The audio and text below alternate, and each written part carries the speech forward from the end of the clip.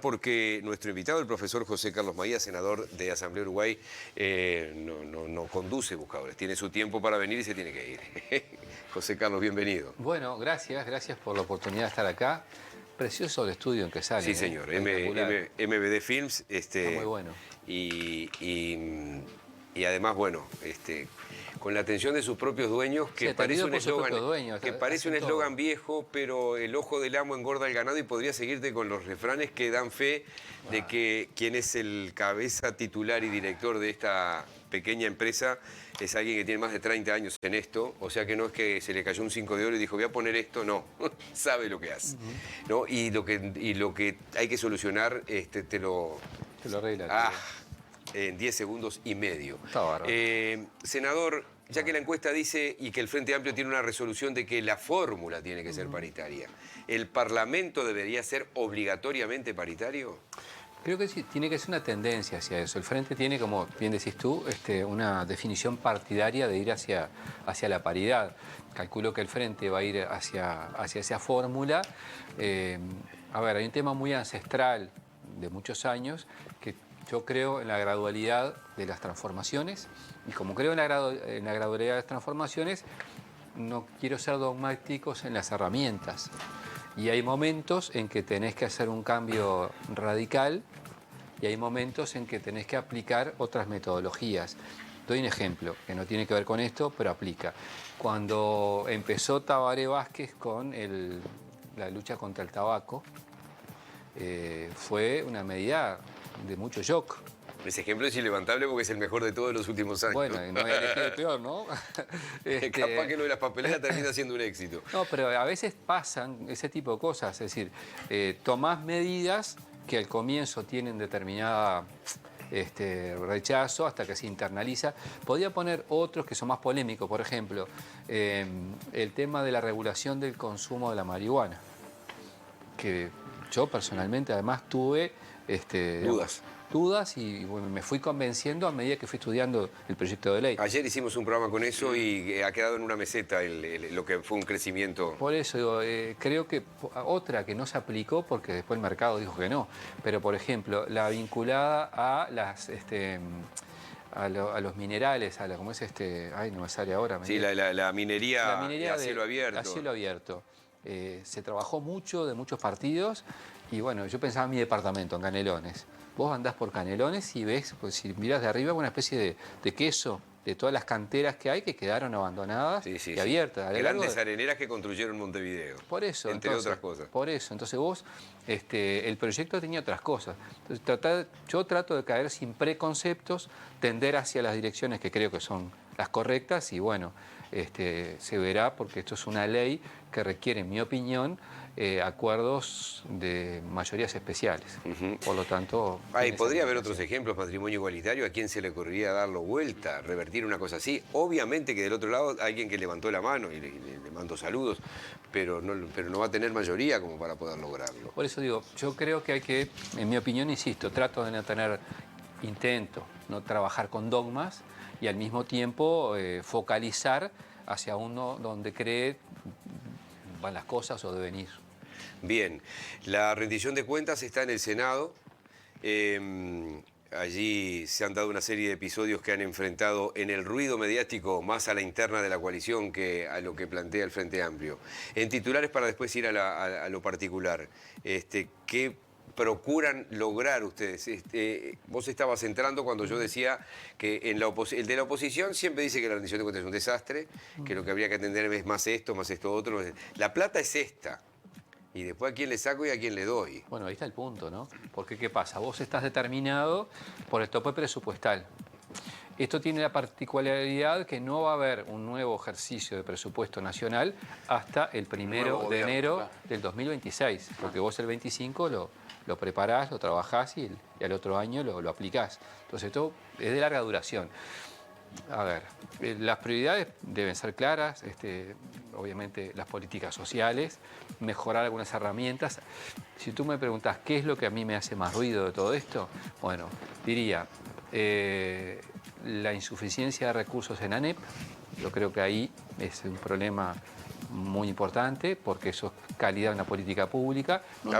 Ha pedido 60 millones más Robert Silva, ¿no? Sí, pero no sé, en nuestro gobierno y en otros yo no recuerdo que haya rubros presupuestales que se hagan por otra, digamos, complementarios, como se dice en la jerga parlamentaria. Pero bueno, ahí hay un problema fuerte porque Bueno, las rendiciones de cuentas siempre fueron tramposas, ¿no? 700 artículos y un artículo allá el 420 te derogaba una ley entera, ¿no? Bueno, lo que pasa es que han sido históricamente leyes ómnibus.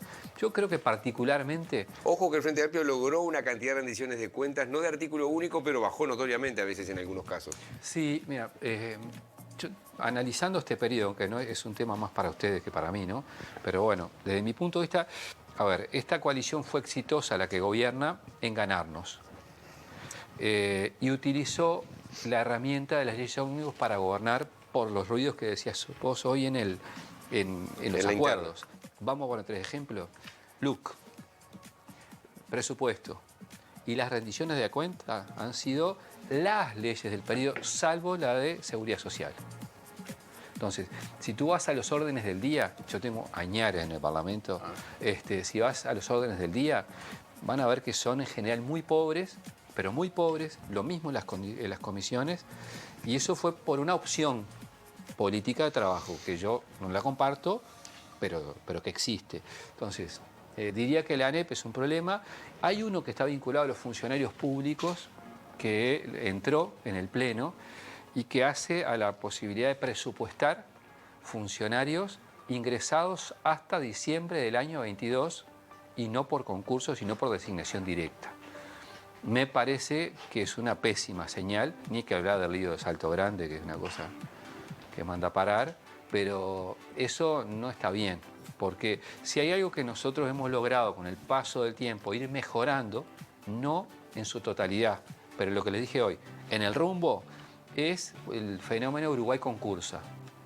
Y yo conozco casos de distintas personas que han ingresado por Uruguay concursa sin direccionamiento político. Bueno, yo creo que para todo el sistema político en su conjunto es una herramienta que te libera de presiones y te da herramientas como gobernante. Recuerdo cuando el gobierno, creo que el segundo gobierno de Tabaré Vázquez, que se dice aumentaron en 30.000 los funcionarios públicos, en realidad lo que era presupuestación de gente que, bueno, estaba en el Sodre, por ejemplo, que estamos saliendo por Canal 5, sí. Y eran Calle, yo no quisiera meter las manos en el fuego de los 30, 40 o 50.000 que se presupuestaron con justicia. ¿Cuántos entraron por concurso y cuántos habían entrado a dedo, ¿no? Bueno. ¿Y cuántos entraron como cargos de confianza en la Intendencia de Montevideo, la de Canelones, la de Rocha, la de Salto, la de Durazno, la de Florida? Las intendencias son campeones mundiales de designaciones directas. Pero una cosa... Digo, mal de mucho consuelo de tonto. No, lo de Salto Grande es un escándalo. Está bien, pero... El ducado, dijo Sanguinetti. Claro, pero a ver, el tema ahí no es menor el tema de la proporcionalidad en que vos utilizás herramientas. Yo creo que la designación de cargos de confianza es necesaria en cada administración. No, obvio. ¿Está claro? Entonces, el que gana trae su gente. Claro, pero lo que está mal es que la persona que tú designás en forma directa después sea funcionario público de todos los gobiernos posteriores.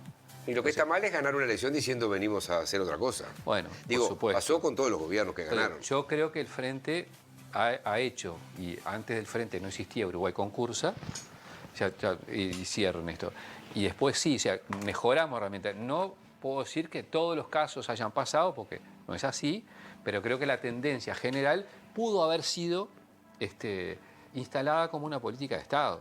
Y hay intendencias que esencialmente la designación es moneda corriente. ¿Sabe una cosa, senador? En Europa, en la Unión Europea, todos los gobiernos precisan cargos de confianza. Sí, claro. Es absolutamente necesario. Entonces, en la Unión Europea, y esto va para los 27 países de la Unión Europea, cargos de confianza sí. Incluso está determinada la cantidad que cada país, de acuerdo a las necesidades, el gobierno asume.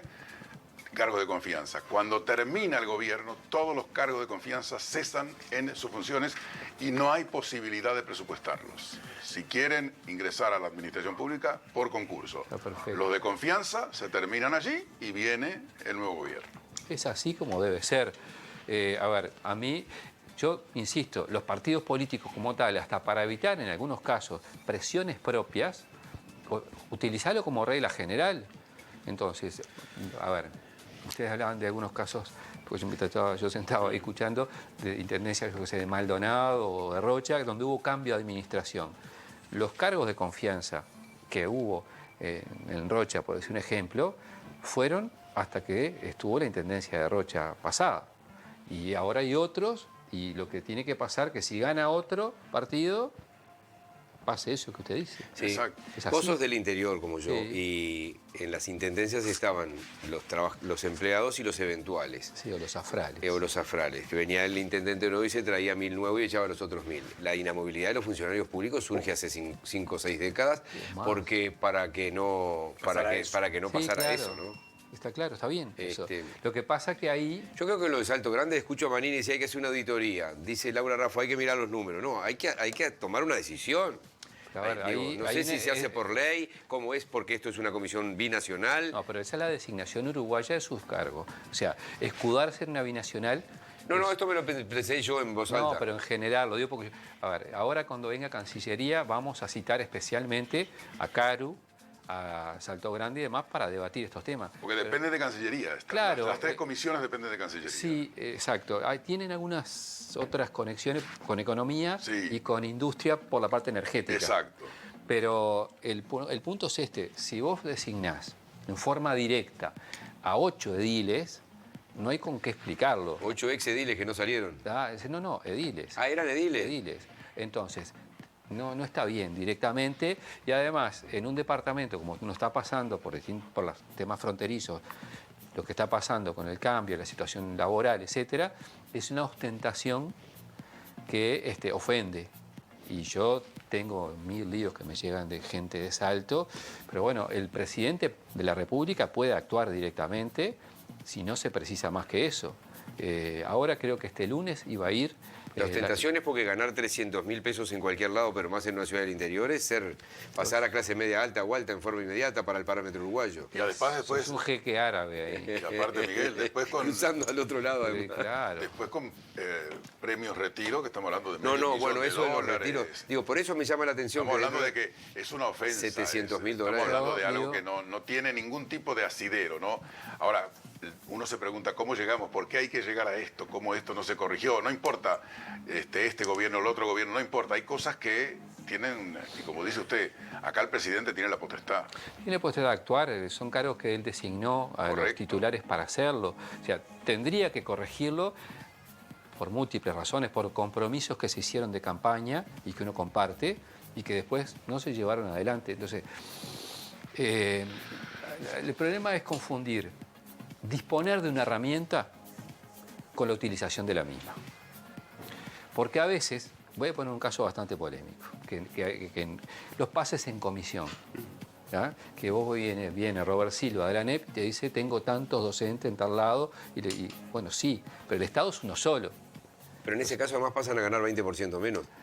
No, Creo que la ley es lo que marca, ¿eh? No, depende de dónde vengan. Por ejemplo, hay gente, no en la ANEP, porque la ANEP se va con el paquete de horas que tiene de docencia. Perfecto, pero En otros sí, en porque otras sí. tienen otros ingresos por otras actividades en el ente donde están, entonces las pierden. Lo que quiero decir, si eso no se abusa de la herramienta, es una herramienta importante, inteligente, para redistribuir en función de objetivos el personal del Estado. Ahora, cuando vos vas a los excesos, y por eso a mí me gusta tener un norte en lo que trato de hablar, pasan cosas. Entonces, las herramientas son válidas hasta que vos abusás de ellas. Dale. Vamos a otros temas. Vamos. Candidatos o precandidatos cantados. Orsi, se llama Orsi. Mario Vergara, es el que apoya a Asamblea Uruguay. Sí. Lima se mantiene siendo COSE, es una candidata cantada hasta que uno habla con ella y te dice no es tiempo de candidaturas, pero parece una candidata cantada. Me dé cassette. Sí, ¿esto de aquí a la interna del año que viene se mantiene ahí o tu olfato te dice que puede bajarse alguien? Mira, yo hace muchos años empecé en la actividad política con el Hugo Batalla, en la 99. Y me acuerdo de una frase que decía él, que él decía, cruzaremos el río cuando lleguemos al puente, decía él. Muchas veces cuando yo tenía un grado de ansiedad para alguna cosa. Entonces, yo creo que, en primer lugar, los candidatos del Frente son candidatos naturales, expresan distintas visiones y creo que está bien que el Frente asuma la pluralidad y que vaya con un programa que vamos a terminar de aprobar ahora en diciembre y se habilite la competencia. Que hay distintos grados de instalación de candidaturas, sí, es un dato objetivo, pero también hay distintas miradas en el Frente. Entonces, yo creo que el Frente está en términos generales bien posicionado hacia el próximo ciclo electoral y que como vos transcurrís y desarrollás el ciclo en cada etapa, es como después termina la elección.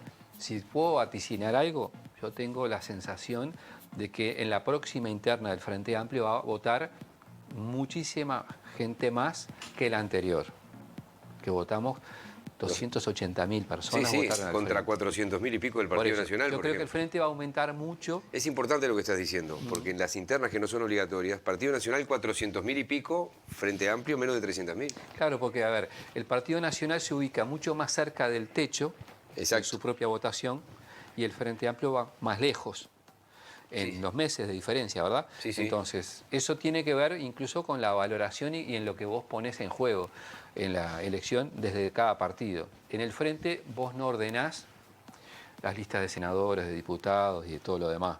En el Frente suceden otras cosas. Y bueno, yo creo que en el caso nuestro de convocatoria sereñista hay una propuesta con Mario que tiene, en primer lugar, la identidad con el espacio general. Él representa, junto a todos quienes componemos convocatoria, un espacio de identidad sereñista.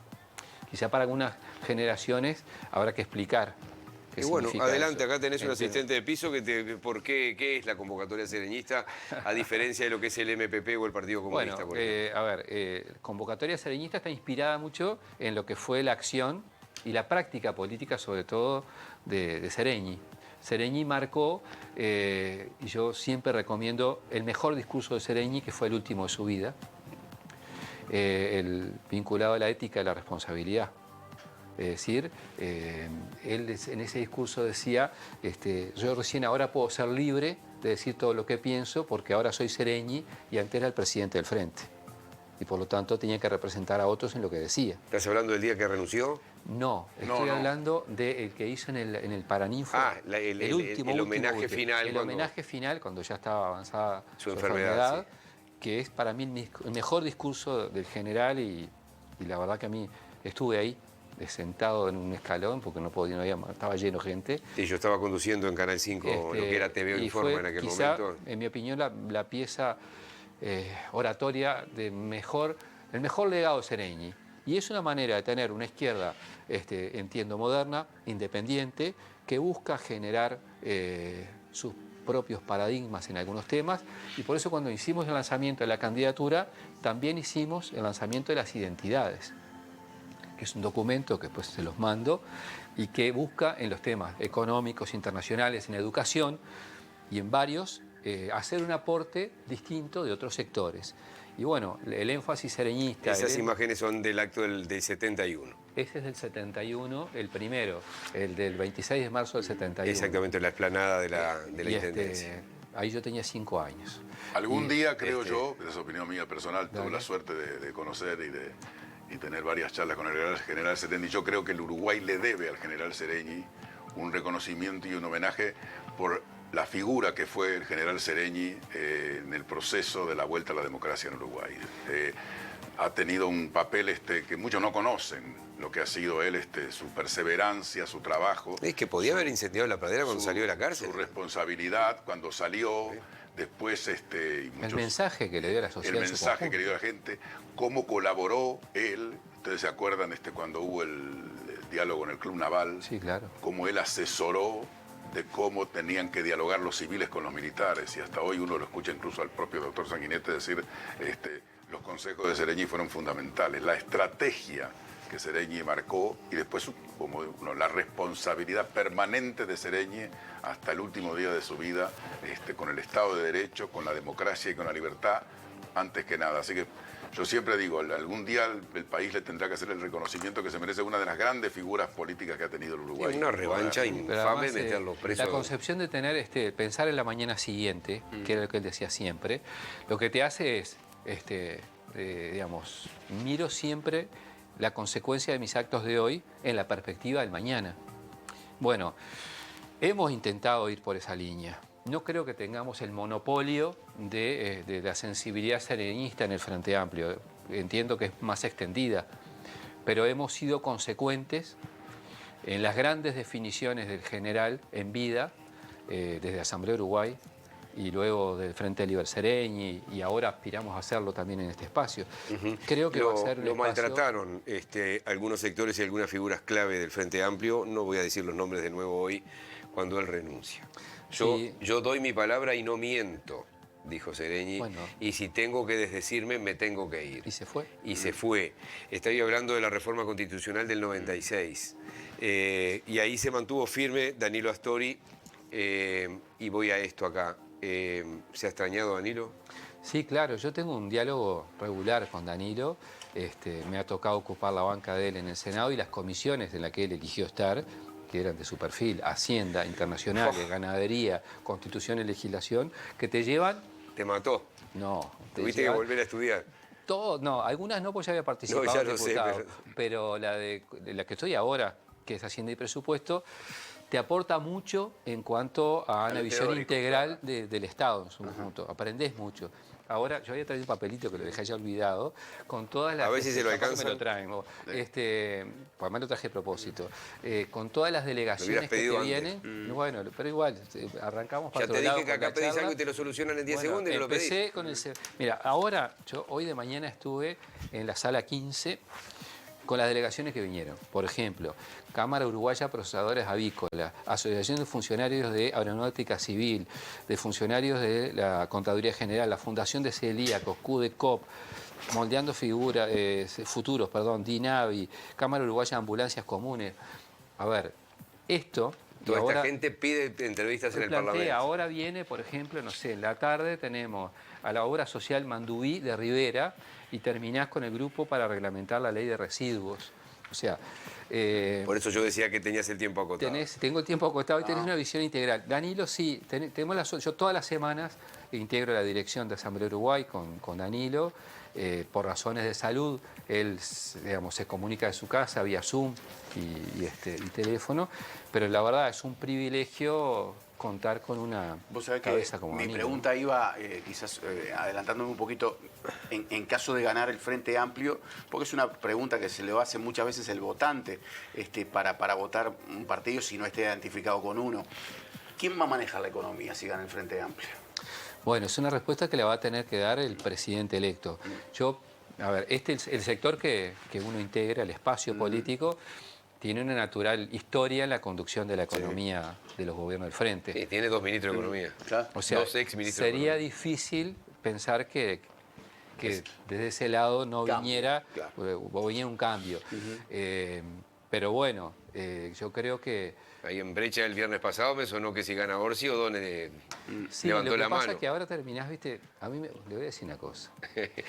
A mí que me gusta el fútbol mucho, y lo sigo a ustedes. todo ¿Hincha lo que de? puedo, Nacional, no estamos en un buen momento, sobre todo en el periodo de pases, pero que me encanta, lo sigo como una radionovela. Es como que me distraigo con eso, y aparecen los nombres, y los nombres, y los nombres, y los sigo y hago un grupo de WhatsApp con eso.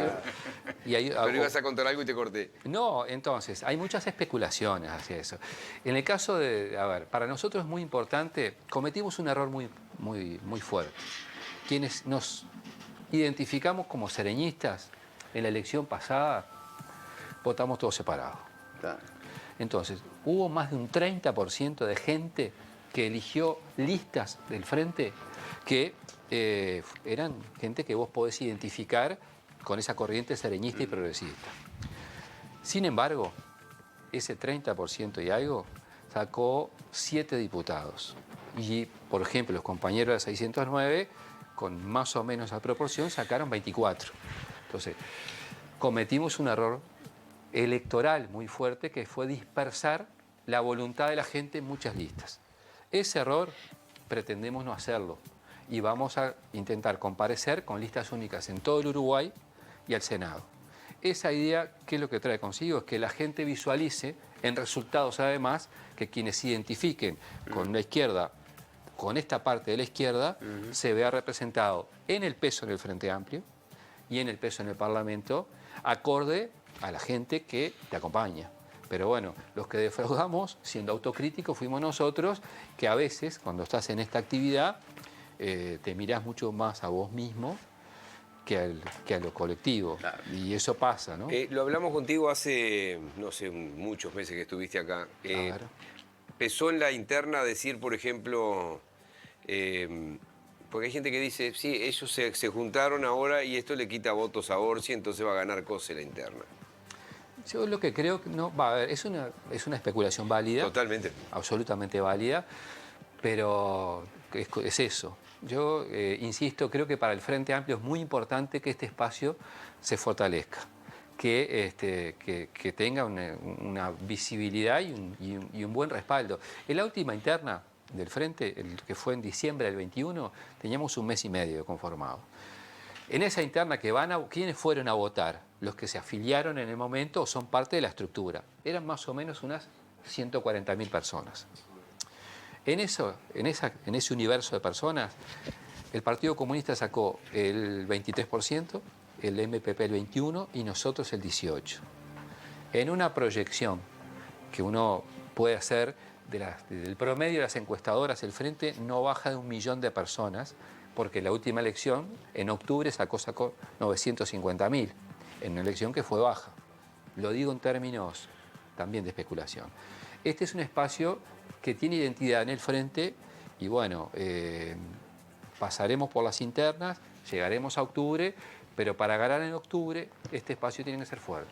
Senador, sí, perdón. No, le iba a preguntar y ya te dejo, Tomás, en la última de mi parte. ¿El que gana esa noche elige su vicepresidente o vicepresidenta?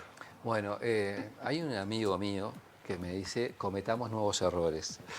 Esperemos no cometer el error de la elección pasada, de estar una semana viendo quién iba a ser la compañera de fórmula de Martínez. La idea es que esté resuelto, si no la noche, En pocas horas. inmediatamente. Tomás. No, senador, ¿cuál es el argumento que va a tener el Frente Amplio para decirle a la ciudadanía? Hay 250.000 jóvenes que votan por primera vez y el Frente Amplio en la última elección perdió unos 30, 40.000 votos. ¿Y cuál es el argumento que ustedes tienen por qué volver a votar el Frente Amplio? Bueno, es una muy buena pregunta. En primer lugar, yo creo que el Frente no tiene que llegar con una agenda de derogaciones. No quiero ganar una elección diciéndole no a todo lo que haya hecho o dejado de hacer el gobierno. Tampoco le quiero decir a la gente que voy a volver a hacer lo que hice, aunque esté orgulloso de mucho de lo que hicimos, te digo la verdad. Porque además la gente no nos votó, hubo 180.000 personas que con lo que hicimos, entre comillas, nos sancionaron. Entonces, yo creo que el programa del Frente va a ser una clave importante en las orientaciones y creo que hay que además asimilar que vamos a tener un gobierno nuevo en el sentido de una nueva realidad. Yo lo sigo en lo que puedo en los medios en que está. Gracias por escuchar el informativo, Carlos. Claro, en lo que puedo, porque vieron que los tiempos son bravísimos. Sí. Pero si hay algo que estamos aprendiendo es que el mundo cambia vertiginosamente en todos lados. Entonces, yo creo que los jóvenes van a tener varias propuestas y creo que el Frente va a tener que hacer énfasis en causas, en liderazgos positivos, en liderazgos constructivos, y ahí está la clave de dirigirnos a ellos. Las clases totalmente en stand-by. La docencia. Sí, está en stand-by. La estoy extrañando. Es profesor de historia, le contamos. Horrores. ¿Qué pasó? Me imagino, eso uno lo extraña, a mí me ha pasado también. A mí me apasiona enseñar. Sí, igual que a mí. Creo que es una de las actividades más lindas que hay. Es hermosísimo, pero además, ¿qué me pasó?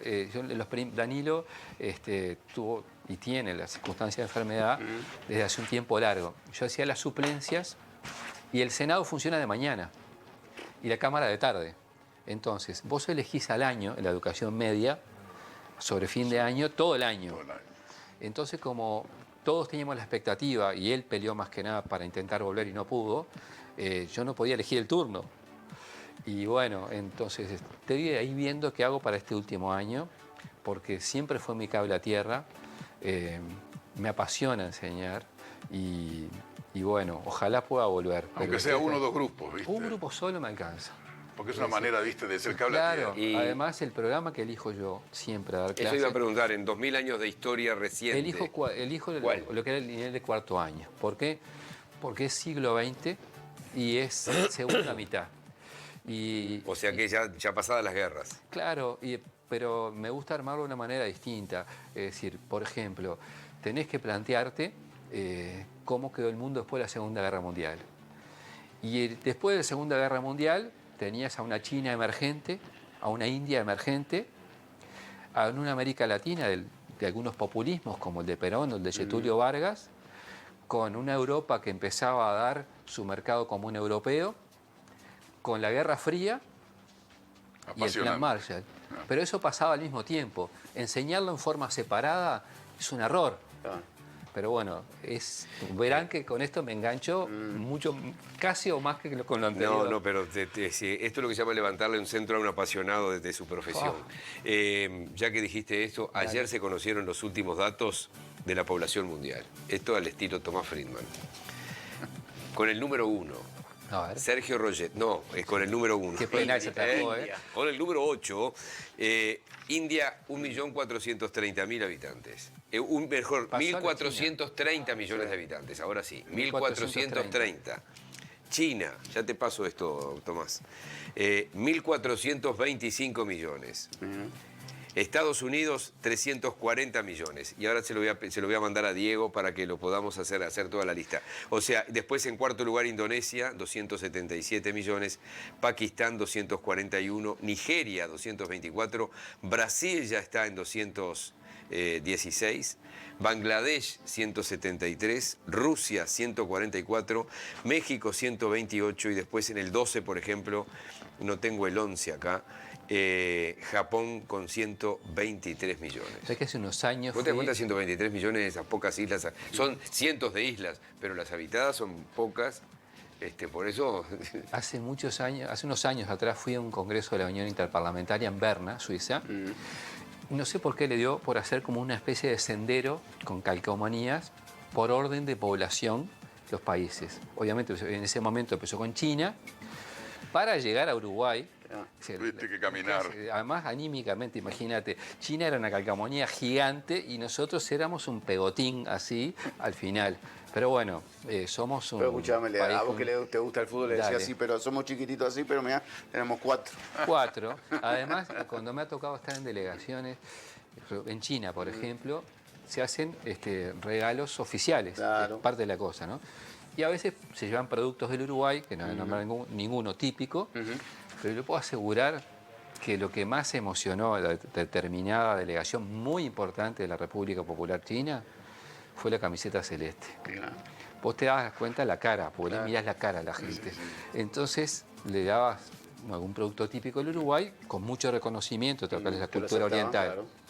Pero cuando veían la camiseta de Uruguay, Cambiaba la se le transformaba, bueno, porque el fútbol Claro. es una Nos deja muy bien identidad representados en el y además nos deja muy bien representado en el mundo. Yo estuve en el 1 de octubre del año 2009, que eran los 50 años de la llegada de Mao Zedong a Tiananmen, a la ciudad prohibida, es decir, el triunfo final de la revolución, la instalación de Mao Zedong allí en Mao Zedong en China, y los guías que no hablaban en español, hablaban mejor que nosotros, los estudiantes universitarios extremadamente avanzados, un español de España además, ¿no?